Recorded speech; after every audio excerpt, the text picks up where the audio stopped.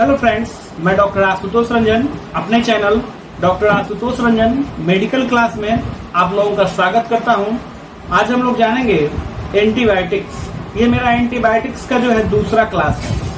Part 1 में antibiotic का YouTube पे डाल चुका हूं, आप लोग देख लीजिएगा कि मेरा एंटीबायोटिक क्लास का ये सेकेंड वीडियो है।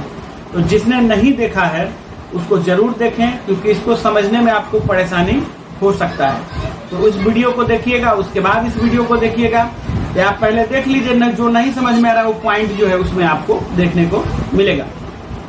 तो एंटीबायोटिक क्लास का जो है, मेरे काफी व्यूअर्स ने मुझे कमेंट किया था कि सर एंटीबायोटिक क्लास को आप जो है कंटिन्यू कीजिए और फिर से वीडियो डालिए। उसका नेक्स्ट वीडियो काफी लोगों को पसंद आया था और हमने पूछा भी था कि सर आप लोगों को समझ में आ रहा है कि नहीं आ रहा है। तो काफी लोग मुझे कमेंट करके बताए थे कि सर बहुत अच्छे से समझ में आ रहा है। अगर आपको भी समझ में आ रहा होगा तो कमेंट जरूर करिएगा, नहीं समझ में आ रहा है तो भी कमेंट करिएगा। चलिए, एंटीबायोटिक क्लास में हम लोगों ने पढ़ा है ग्राम पॉजिटिव और नेगेटिव, ठीक है। एक क्वेश्चन भी हमने छोड़ा हुआ था, उसमें आप लोगों के लिए पूछा था, आप लोगों से ही पूछा था कि ऐसा कौन सा एंटीबायोटिक है जो चारों बैक्टीरिया पे काम करता है, एटिपिकल, एनरोबिक, ग्राम पॉजिटिव और ग्राम नेगेटिव। उसके बारे में भी चर्चा करेंगे। और अभी हम लोग एटिपिकल और एनरोबिक बैक्टीरिया क्या होता है और क्या इन्फेक्शन कर सकता है। जैसे कि एनरोबिक है तो एटिपिकल है, तो उसके वजह से किस साइट में जो है कि इन्फेक्शन हो सकता है उसको समझेंगे, क्या बीमारी वो कर सकता है उसको समझेंगे और क्या उसका ट्रीटमेंट है वो भी समझेंगे। चलिए, तो वीडियो में आप लोग जो है बने रहिएगा, एकदम बिल्कुल भी स्किप वीडियो को नहीं करना है। हम लोग जानते हैं एटिपिकल सबसे, एक एंटीबायोटिक भी हम लोगों ने उस वीडियो में पढ़ा था, लिवोफ्लॉक्सासिन, ठीक है। लिवोफ्लॉक्सासिन के यूज को हम लोगों ने उस वीडियो में अच्छी तरीके से जाना था, बट उसके एडवर्ब इफेक्ट को नहीं जाना था। उसका एडवर्ब इफेक्ट क्या होता है इसको भी हम लोग जान लेते हैं इस वीडियो में। किस पेशेंट को नहीं देना है ये जानना है, ठीक है। क्योंकि यूज तो आप जान चुके हैं, लिवोफ्लॉक्सासिन बहुत अच्छा एंटीबायोटिक है, बट ये है कि कहाँ नहीं देना है ये जान लीजिए। उसका कुछ एडवर्ब इफेक्ट भी है। तो इसका एडवर्ब इफेक्ट क्या है, एक ग्राम नेगेटिव पॉजिटिव का हम लोगों ने जान लिया। सॉरी, लिवोफ्लॉक्सासिन का एडवर्ब इफेक्ट ये है कि जो हार्ट का पेशेंट होता है उसको आप नहीं देंगे, ठीक है। हार्ट के पेशेंट को आप लिवोफ्लॉक्सासिन देंगे तो उसका हार्ट रेट बढ़ जाएगा, ठीक। आप हार्ट के पेशेंट को नहीं दें। हाँ, अगर आपको देना है तो ईसीजी आप पहले करवा लें, ठीक है। अगर कंडीशन बहुत ज्यादा जो है कि क्रोनिक नहीं हो तो आप उसको लो डोज में चला सकते हैं अगर जरूरत पड़े तो। ज्यादा प्रयास करें कि हार्ट के पेशेंट को आप दे ही नहीं, ठीक है। ये समझ लिया हमने। उसके बाद ये क्या है कि जो पेन का पेशेंट है, जिसको दर्द हुआ है बॉडी में, किसी कारण से दर्द है, नर्व पेन है, तो उसको आप जब लिवोफ्लॉक्सासिन देंगे तो पेन उसका बढ़ जाए, ये ध्यान रखेंगे। इसलिए लिवोफ्लॉक्सासिन उसको नहीं देंगे, ठीक है। हाँ, अगर किसी को लिवोफ्लॉक्सासिन आप स्टार्ट कर चुके हैं और उसको पेन होने लगा, दर्द होने लगा, टेंडन इंजुरी उसको हो जाएगा, ठीक है। उसको टेंडन इंजुरी हो गया, दर्द होने लगा, तो लिवोफ्लॉक्सासिन क्या करता है, टेंडन इंजुरी करता है, ठीक है। तो उसको नहीं देना है। छोटे बच्चों में इसको नहीं दिया जाता है। हाँ, पर यह है कि आपका क्वेश्चन ये भी हो सकता है कि सर लिवोफ्लॉक्सासिन और इंडाजोल तो दिया जाता है, ठीक है, डायरिया वगैरह में, एब्डोमिनल इन्फेक्शन में, ठीक। देखिए, उसका कारण क्या है कि लिवोफ्लॉक्सासिन और इंडाजोल बच्चों में चलाया जाता है बट शॉर्ट टर्म के लिए चलाया जाता है, ठीक है। शॉर्ट टर्म के लिए वो चलाया जाता है, ये ध्यान रखिएगा। लॉन्ग टर्म के लिए यूज नहीं किया जाता है, बट उसमें भी अगर आपको परेशानी हो रहा है तो स्टॉप कर दिया जाता है, ठीक। ये ध्यान रखेंगे।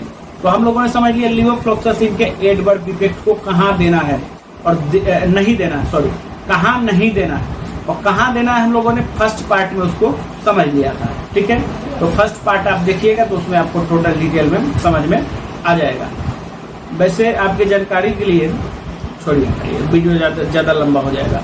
हाँ, अब इसके बाद हम लोगों को समझना है, एटिपिकल छूट गया था उसमें, क्योंकि टाइम जो है ज्यादा हो रहा था, वीडियो का टाइमिंग ज्यादा हो रहा था। तो अगर 30 मिनट 40 मिनट का वीडियो हो जाएगा तो आप ही लोग नहीं देखेंगे। इसलिए मैंने सोचा कि पार्ट में इसको बनाएंगे, और पार्ट में बनाने से क्या होता है कि आपको समझ में भी अच्छा आएगा, ठीक है। एटिपिकल बैक्टीरिया, देखिए एटिपिकल क्या है, एटिपिकल और ग्राम पॉजिटिव दोनों सेम ही, ठीक है।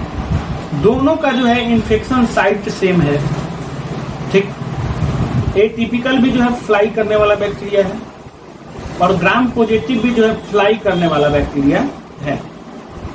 तो आप सोचिए कि जो बैक्टीरिया फ्लाई करता है वो कहाँ कहाँ जा सकता है, ठीक है। जो उड़ने वाला बैक्टीरिया है वो आपके नाक के अंदर जा सकता है, आपके गले के अंदर जा सकता है मुंह के थ्रू, ठीक है। और ये जो है कि चेस्ट लंग्स में भी जा सकता है, ठीक है।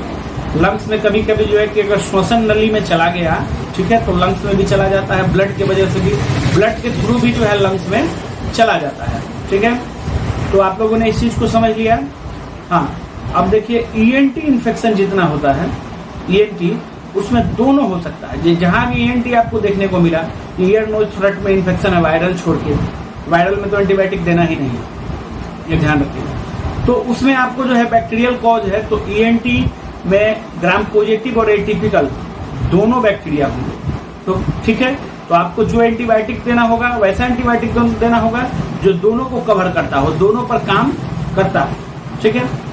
तो इसमें एटिपिकल में और क्या है और कहाँ कहाँ जा सकता है एटिपिकल, फ्लाई जो करके स्किन पर आपके जा सकता है, ठीक है। स्किन पे जाएगा, कहीं कट लगा हुआ है तो वहां इन्फेक्शन हो जाएगा, ठीक। उसके बाद आपके चेस्ट में चला जाएगा, ये तो हमने समझा दिया है। ब्रेन में भी कभी कभी ब्लड के थ्रू ये बैक्टीरिया चला जाता है और जिसके चलते मेनिंजाइटिस का कॉज ग्राम पॉजिटिव और एटिपिकल दोनों के साथ हो जाता है, ठीक है।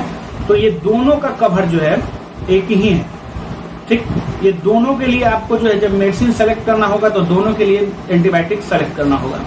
आगे बात करेंगे कि क्या कौन सा एंटीबायोटिक सेलेक्ट करेंगे, कौन सा बेहतर है इन दोनों के लिए, ठीक है। तो हमने समझ लिया एटिपिकल बैक्टीरिया। एटिपिकल बैक्टीरिया क्या होता है, ये एक फ्लाई करने वाला बैक्टीरिया है, ये उड़ने वाला बैक्टीरिया। आप सोच के देखिए, जब ये उड़ेगा तो आपके नाक के अंदर जा सकता है, आपके गले के अंदर जा सकता है, ठीक है।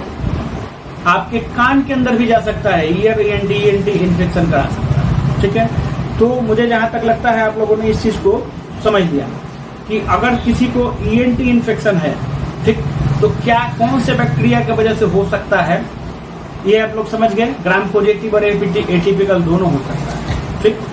तो आप जब भी एंटीबायोटिक देंगे तो सेलेक्ट करके देंगे कि ये दोनों पे जो काम करता है वही एंटीबायोटिक हम देंगे। आगे हम लोग इस चीज को पढ़ेंगे। चलिए अब समझते हैं एनारोबिक। एनारोबिक बैक्टीरिया क्या होता है।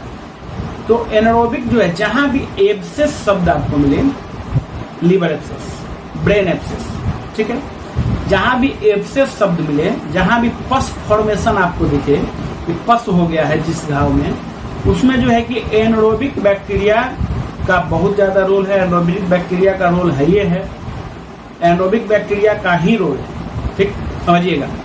तो एनारोबिक बैक्टीरिया के लिए आपको क्या देना है, एनारोबिक बैक्टीरिया को कवर करने के लिए सबसे बेहतर कौन सा एंटीबायोटिक है, ये तो आप समझ गए कि पस जहां भी हो, जिस घाव में पस पड़ गया हो, पस है, वहां पर एनारोबिक बैक्टीरिया का रोल है।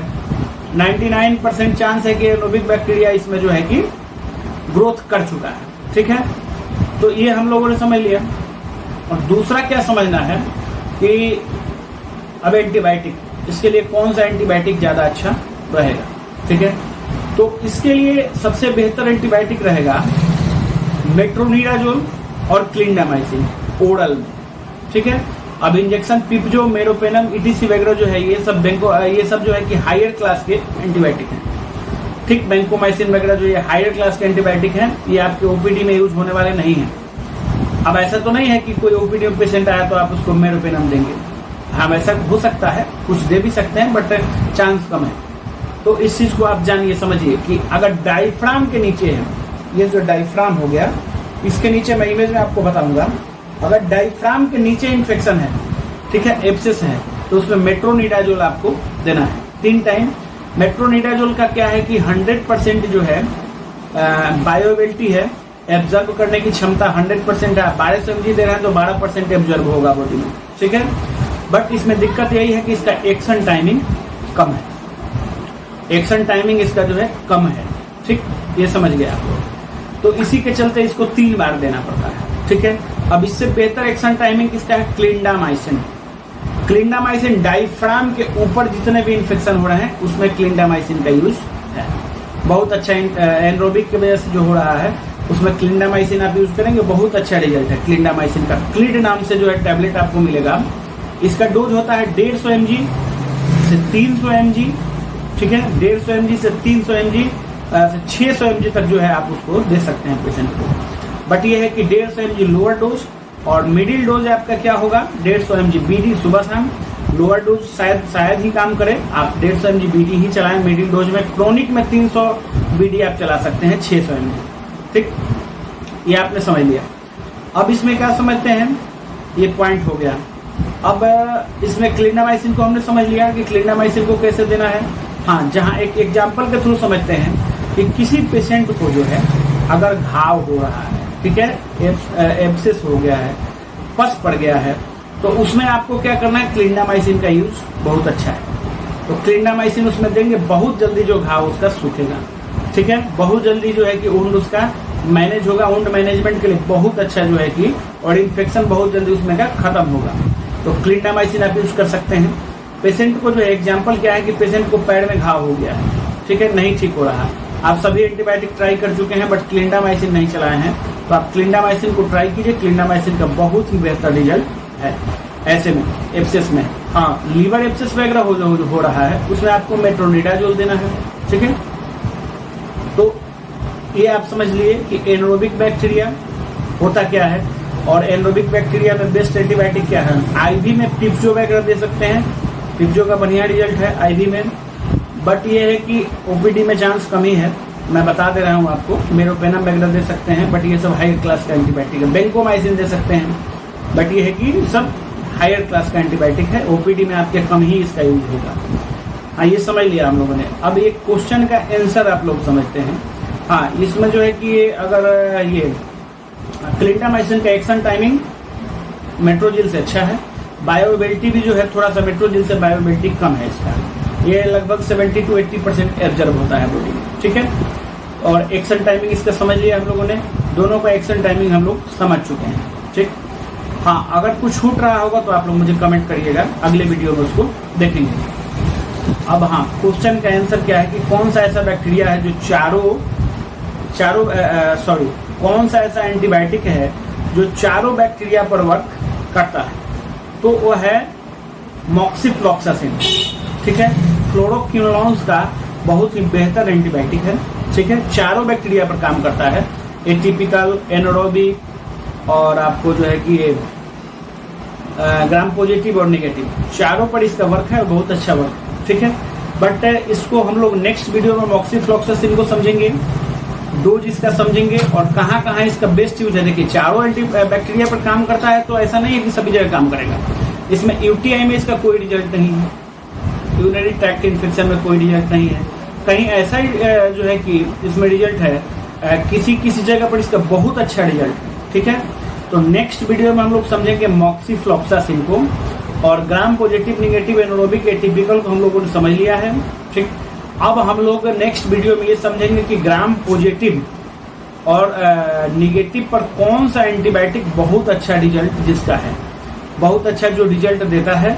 पहले हम लोग ग्राम पॉजिटिव, नेगेटिव और मॉक्सिफ्लॉक्सासिन को जो है नेक्स्ट वीडियो में समझेंगे कि ग्राम पॉजिटिव पर कौन सा एंटीबायोटिक काम करता है, ग्राम नेगेटिव पर कौन सा एंटीबायोटिक काम करता है, और मॉक्सिफ्लॉक्सासिन का टोटल डिटेल समझेंगे, कहाँ यूज करना है, कहाँ नहीं यूज करना है। जब तक पूरी जानकारी नहीं हो तब तक किसी भी मेडिसिन को यूज नहीं करना चाहिए, नहीं तो मेडिसिन के यूज करना जो है काफी खतरनाक हो सकता है, पेशेंट के लिए डेंजर हो सकता है। अगर आप मेरे वीडियो में अभी तक बने हुए हैं तो ये आप अपने, अगर सब्सक्राइब किए हुए हैं तो अच्छी बात है, अगर नहीं किए हो तो सब्सक्राइब कर दीजिए, क्योंकि अगला जो मैं वीडियो डालूंगा तो उसमें आपको नोटिफिकेशन चला जाएगा। मेरा 2-3 वीडियो का सीरीज और चल रहा है और काफ़ी यूट्यूब पे वीडियो मैंने मेरे चैनल में डाला है, काफ़ी महत्वपूर्ण वीडियो है प्रैक्टिशनर्स के लिए, जो प्रैक्टिस करते हैं उनके लिए बहुत ही महत्वपूर्ण वीडियो है। जैसे फंगल इन्फेक्शन का सीरीज हमने स्टार्ट कर दिया है, उसका फर्स्ट पार्ट का वीडियो डल चुका है, एंटीबायोटिक क्लास का सेकंड वीडियो डल चुका है, ठीक। फीवर क्लास का जो है सेकंड वीडियो डलने वाला है, फीवर क्लास का फर्स्ट वीडियो डल चुका है। इसके बाद मैं डायबिटीज क्लास शुरू करूंगा, शुगर जो है किस पेशेंट को शुगर अगर होता है तो कैसा मेडिसिन आपको देना है, कैसे सेलेक्ट करना है, हार्ट के मरीज को कौन सा मेडिसिन देना है, बीपी के मरीज को क्या देना है, शुगर अगर कंट्रोल नहीं हो रहा है तो कैसे उसको कंट्रोल करेंगे, क्या मेडिसिन आप देंगे।